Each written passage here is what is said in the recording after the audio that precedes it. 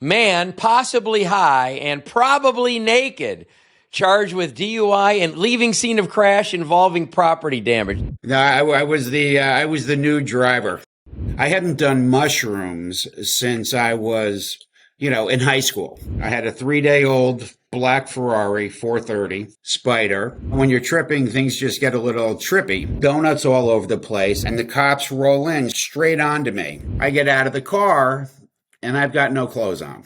And the doctor the next day said it sounded like I was speaking in tongues.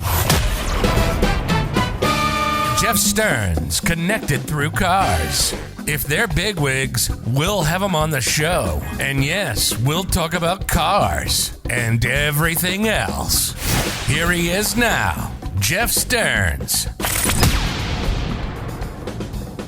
Let me read this headline to you. Man, possibly high and probably naked, charged with DUI and leaving scene of crash involving property damage. Sound familiar?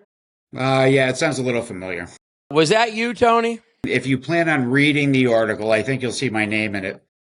I was there. I was actually there. Now, were you a witness, or how were you there? No, I was the new driver. You were the perp. Unfortunately, I forgot my clothing for that ride. Well, we got to hear the story, Tony. I had started a dog rescue with a girl that I was dating, and it was her birthday. I hadn't done mushrooms since I was, in high school. And a buddy of mine gave me a big bag of shrooms, and it was her birthday.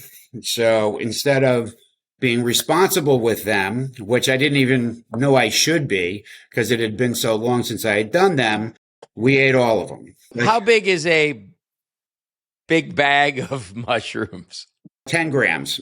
10 grams of magic shrooms. Okay. Yeah. So if you listen to Terrence McKenna, who was like the one of the kind of long time psychedelic gurus, 5 grams of mushrooms is what he termed as a heroic dose. So I was in the shower and they started to kick in a little bit.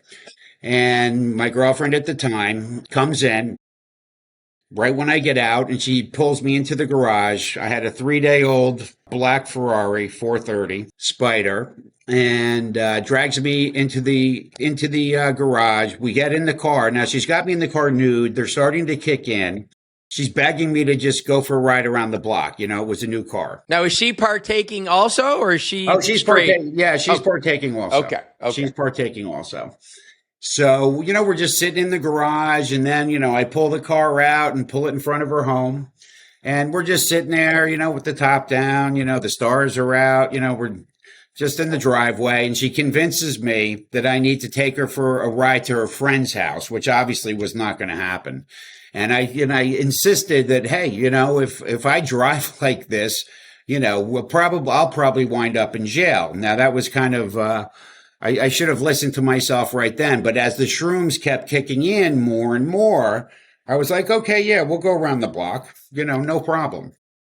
So around the block, we were in Delray, and around the block, we came out onto Atlantic Avenue in downtown Delray, made a left on Federal Highway going north up towards Palm Beach, and we were on our way. On the way up to Palm Beach, we were traveling, at rapid rates of speed.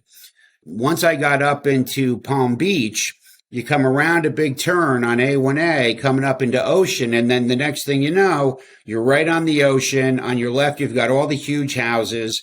We've been doing 100 plus miles an hour all the way up Federal Highway. So the cops were already looking for me, obviously. Now, are you in a towel or nothing? Nothing.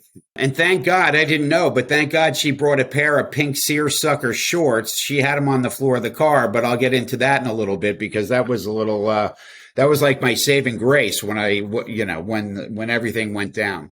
We came around the corner. There's like a circle. We came around the corner. Now we're on Ocean and flying up into Palm Beach. And I see a cop car coming the other way, coming at me. We booked a quick U-turn, came back around traveling south. And as we came around the turn, there were 3 cops there to block me in. So it was kind of like one of those boom, boom, boom, as far as, just, kind of dodging those guys and booking out on Southern Boulevard towards West Palm. And you didn't come in contact with, you didn't like graze or hit any of these cars. No. I grazed. No, I had already run over a couple of stop signs on my way up to Palm Beach because it was just, when you're tripping, things just get a little trippy. So the car was already banged up, but when I came around, I caught something there because I got, it's in I think it's in that, it's definitely in the police report. And I think it's in the article too. But, we went out Southern Boulevard, at a rapid rate of speed and the cops didn't chase me. So now we're heading up towards, West Palm. And this dog rescue, now that rescue today is the largest no-kill shelter in the country. But we had, it was ours before we turned it over to this woman. It's called Big Dog Ranch now. They bring in dogs from China, from Puerto Rico with the hurricanes. She could take in now up to 1,000 dogs. But we took her dogs originally. She had a bunch of Weimaraners in her house. This is like a highfalutin Palm Beach woman. But anyway, we're on our way out to, we were going to go to the rescue. So we had 70 dogs there at the time. So we're heading to the rescue. You're not thinking anything about that you kind of went through a blockade. No. You went through and now we're going to the dog rescue. No, now I feel like I'm driving around in a missile. Okay. Right? The inside of the car looks like a spaceship. I'm tripping. I know Ferrari 430. Yeah, I'm tripping pretty good. Okay. So I didn't realize how demolished the car already was from running over a couple of the stop signs on the way up there.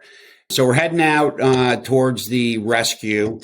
And when we get to, it was in Wellington at the time. So when we get up, and I couldn't tell you like exactly where we were, but somehow we got sidetracked.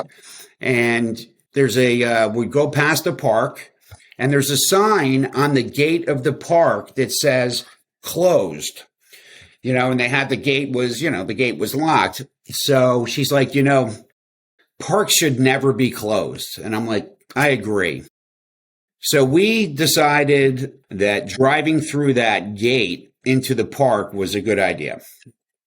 So we go flying through the gate, doing donuts all over the place. I pull the car up and down here, like you'll have parking on one side, then you'll have grass, and then you'll have parking on the other side. So I'll see if I can do this for you, kind of like this. So it got to where I couldn't move the car, and I didn't know why, and I didn't care, and we were just sitting in there. The stars are out. It's a perfect night, and we're just sitting there listening to the music. And then the next thing you know, I'm facing this way. You've got the grass here, and the cops roll in straight onto me. And they asked me to get out of the car over the loudspeaker. So my first reaction was, well, hey, I got away from the first group of cops. I'm going to get away from these guys too. And I go to move the car, but the car doesn't move. It's just like, it's kind of like doing that. So they're asking me to get out of the car. So I get out of the car and I've got no clothes on. So the cops like, hey, put some clothes on. And thank God she had brought the seersuckers, which is perfect for Palm Beach, by the way. I mean, if you're going to be in any pair of shorts, you might as well be in a pair of pink seersuckers, right? She throws me the shorts. I put the shorts on. And the cop comes over to me and he's like, he can tell that I don't smell of alcohol. And he's like, what is going on with you guys? Now, the car is demolished. Okay. I mean, demolished. It was totaled. The car was totaled. I didn't hit another car, nothing. The car was completely totaled. The car's the Lamborghini from the Jordan Belfort lewd scene coming home from Country Club. Completely fucking destroyed. Okay. I probably ran over more than a couple of stop signs on the way up there. Plus I had just blasted through this gate, okay, on top of that, and done a bunch of donuts. But I look back while I put the shorts on, and while I'm putting the shorts on, I look back, and the rear wheel on the driver's side, the tire wasn't gone. The entire wheel, the whole thing is off the car, which obviously is why I couldn't escape.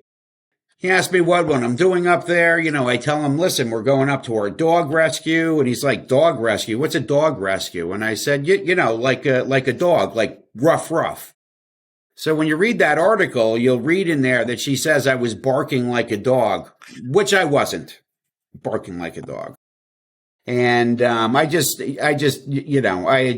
done a little too much of, I didn't have any respect for mushrooms. I didn't realize if you want to be responsible with them, you should really weigh them first so you know exactly how much you're being dosed. So, to make a long story short, they arrested me, took me in. Apparently when they put me in the holding tank, I was told the next day they moved me because apparently I went like deep into where I was at and must have been peaking while I was in jail. And the doctor the next day said it sounded like I was speaking in tongues, and they moved me out of that original holding cell and put me in my own. And that doctor had come in the morning and had asked me, before they released me, had asked me who's the president. They asked me, a bunch of different questions before they were going to release me. So that's kind of the Ferrari story there, Jeff. This has been Jeff Stearns, Connected Through Cars.